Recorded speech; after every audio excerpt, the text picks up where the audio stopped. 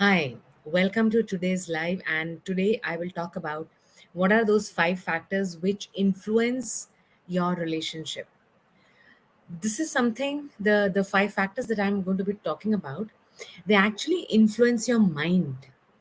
And then, based on the kind of influence you have in your mind, it then impacts your connection with your partner.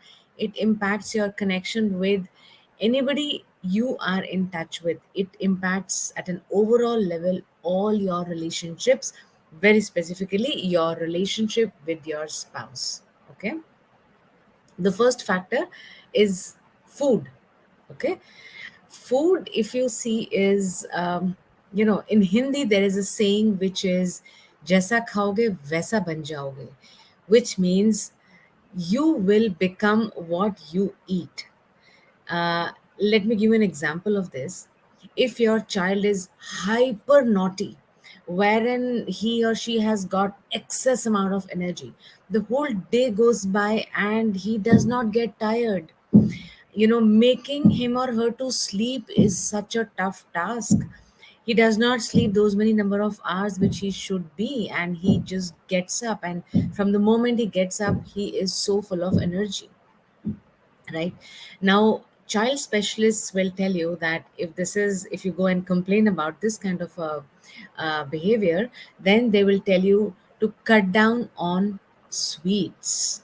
Okay, why? Because sweets then produce glucose, and glucose gives more energy. So first thing they will tell you is to cut down sweets, which means sweets, that's an example of how food is impacting the behavior.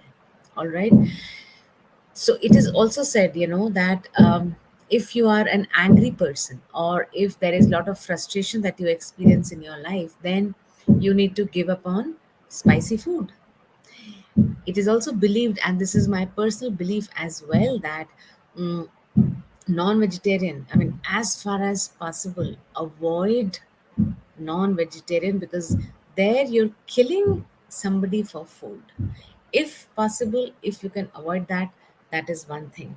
So food will impact the way you feel about yourself.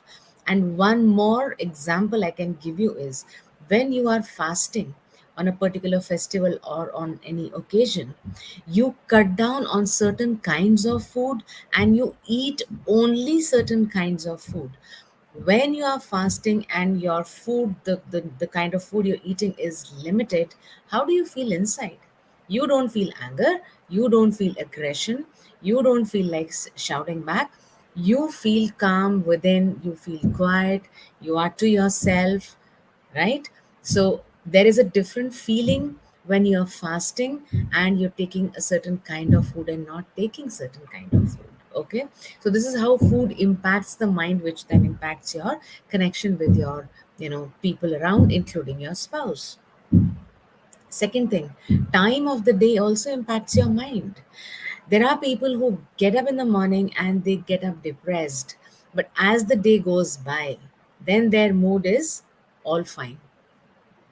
There are some other kind of people who will be very happy, cheerful in the morning, but after sunset they will start to feel low. I have a client, after 3 p.m she starts to feel low, her activity reduces, and mentally also, she's down. So time affects your mind. There are people who are very upset, sad, low in winters, and they're very cheerful in summers. Some people are very upset when it gets dark. Some people don't like light. Okay, so another thing that impacts your mind is the time. I will come to how this impacts your relationship. Now if you talk about time, now when in the morning you get up and you are in a low mood, at that point in time, if your partner or anybody else in your home is trying to connect with you, speak with you, the way you respond is very different, right? It is not the same as how would you respond when you are at your best during the day. So that's the time when interaction gets impacted. Similarly, your spouse could be one person who is not a very happy person after evening hours, and that is the time when you're trying to connect with your spouse.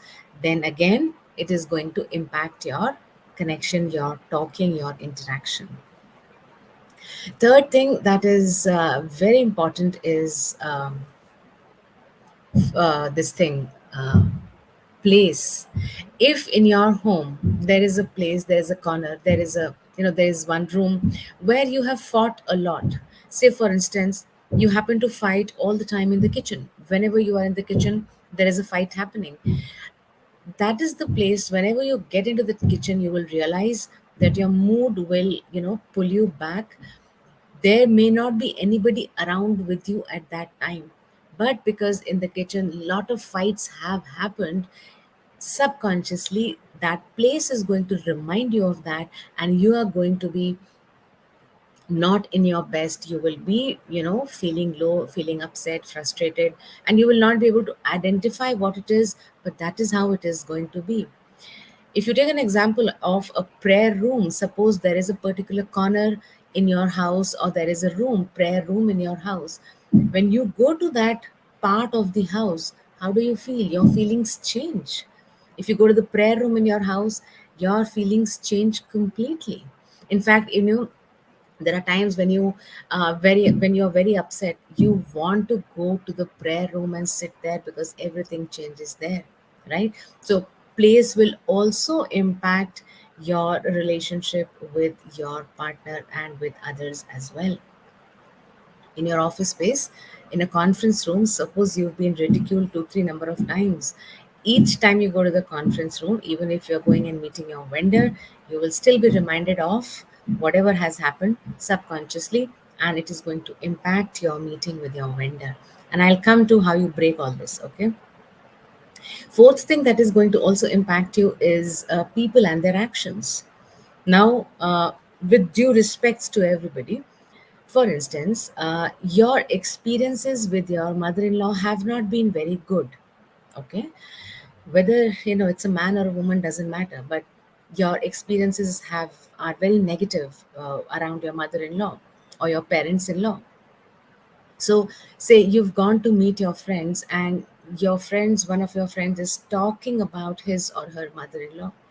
Now, that friend may be talking about good things about her, but because your experiences are negative, the moment you hear the word mother in law or parents in law, it's like, it's like a jolt to you, and you are reminded, you experience the same emotions, the same feelings that you have been experiences when you were with her. You may not be at that point in time with her, but the moment somebody has talked about his or her mother-in-law, you are, feeling stretched inside, or maybe you're shrinking inside, right? And the last thing that's going to impact is the past impressions. Past impressions could be coming from your childhood experiences. Past experience impressions could be coming from any of your experiences, any aspect of your life. Now those impressions stay with you. Say for instance, your impressions with or your experiences with authority figures have been very nice. That impression will always stay. So you will tend to respect all the authority figures in your life, no matter who they are. So if your neighbor is a senior person, is a senior citizen, you will still have a lot of respect for him. On the contrary, if you've had negative experiences with authority figures, even the best person around you, a senior person around you, you will not be able to connect with that person, because your connection with that person will get influenced by your past impressions with that category of people, right? So each time this is happening, your old experiences are coming back, which then come as a roadblock between you and your spouse, your partner, or anybody else, right? This is happening because you have got anchored to those experiences, which means if you go by law of association, that particular place in your house where you have fought so many number of times, that place now you are associating with something negative. Your subconscious mind is associating with something negative. So that place is now anchored with negative experiences. So whenever you go to that place, you will have negative thoughts and your mood will be off. Okay. Similarly, the time when it is morning time, you're depressed. So that time you have, your subconscious mind has anchored to low mood. So wherever you are on this earth, even you might have gone on vacations, but that early morning time when you're getting up, your subconscious mind is anchored to the time, and that time means low. So all this is happening because you know your mind has associated itself with that person or place or food or past experiences with that kind of an emotion. So this is the stimulus and this is the emotion, they have joined together. So whenever this stimulus is there, this emotion will step up, and that's how it happens. And whenever this is happening, it is impacting your interaction. Now, how do you break this? Because this this association, this connection, this anchored to a wrong stimulus in wrong ways, this needs to break. Okay, when this breaks, you will experience a lot of changes within, which will impact your interaction with your people, especially with your partner. Okay, now, to do all of these together is going to be a tough process. I am going to be telling you one small strategy. You could be picking up any one of the, or say two of the five factors, and start working on it. Okay. So, what is this that I want you to do? Say the easiest thing would be place. Okay. So if say there is a drawing room where you have, which is anchored to the negatives, right? So now what you will do is, now you're aware, right? And I told you in my previous videos that your awareness alone solves 50% of your problems. So when you are in the drawing room and you are aware that this is the place where I feel little low, next time, say you want to speak to your friend about something, something pleasant, something very nice, go to the drawing room and speak from there. Now, drawing room is a place where you have fought so many times with your partner, and that's anchored to something negative. So go to the drawing room and speak. When you're speaking with your friend about nice things, speak from there. You want to speak to your child about something very interesting, go to the drawing room and speak to your child in that place. Okay. uh, I'm sure you must be very fond of online shopping as well. So go to the drawing room and do your online shopping from there. Now you are breaking that association between that place and the negative emotion. How? Place remains the same, but now you're going to that place, to do the positive activity. It is not going to happen in one activity or two activities or three or four. You really got to stack it, because in my yesterday's video I told you negative energies are very, very overwhelming in your brain also, right? And they have settled down. So you're going to stack one positive, second positive, third positive over a period of say 5, 10, 7, 11 days. Stack positive in that negative place, and that association between place and the negativity is going to break, because now you're training your mind, now you're training your body, that this place is not about negative stuff, this place is about positive stuff. Okay, you need to break the negative aspect, right? So that is how you're going to break that association, and start with doing it for the place.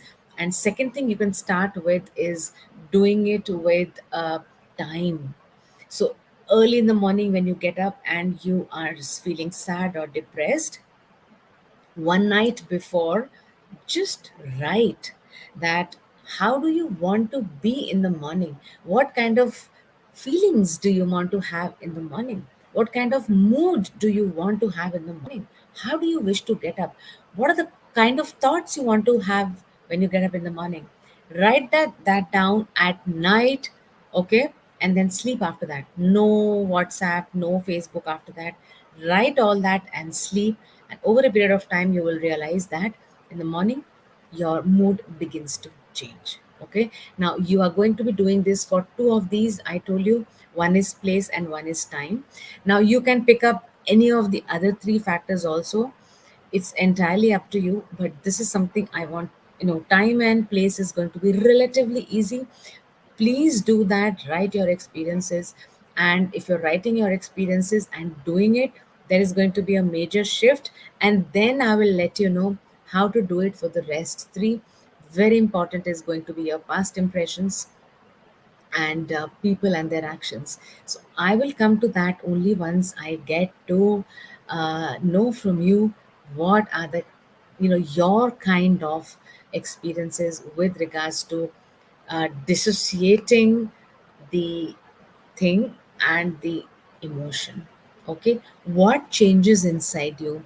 How does your interaction change? This is what I want from you. Right in the comment box. So if you are going to commit to starting this from today itself, please write in the comment box, I commit to creating change.